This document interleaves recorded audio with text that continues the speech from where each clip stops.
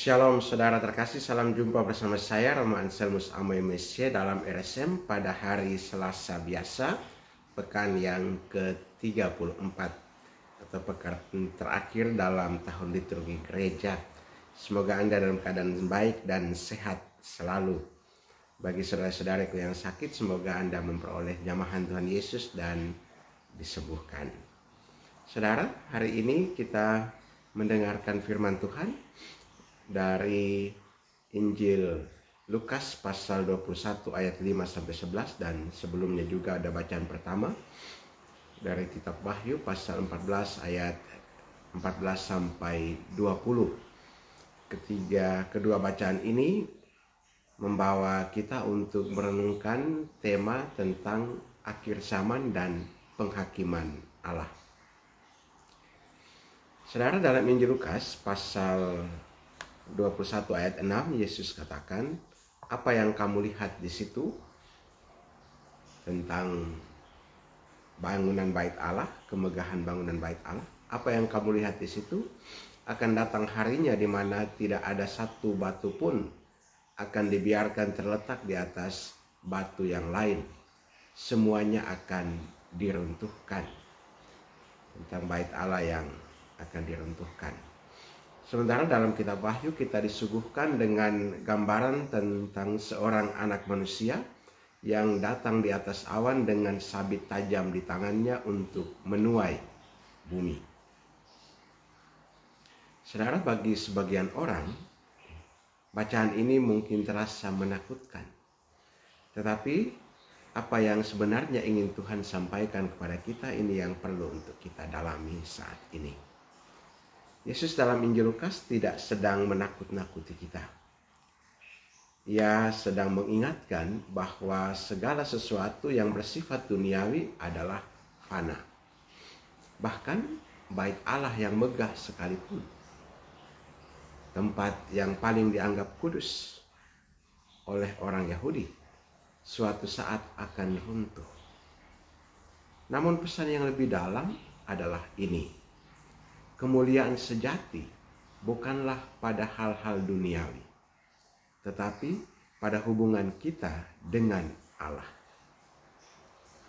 Sedangkan dalam kitab Wahyu, saudaraku, gambaran tentang penghakiman ilahi mengingatkan kita bahwa ada waktu bagi segala sesuatu. Waktu untuk menuai, waktu untuk memisahkan yang baik dari yang buruk. Tetapi kita tidak perlu takut jika kita setia kepada Tuhan. Penghakiman Allah bukanlah ancaman, melainkan penggenapan keadilannya.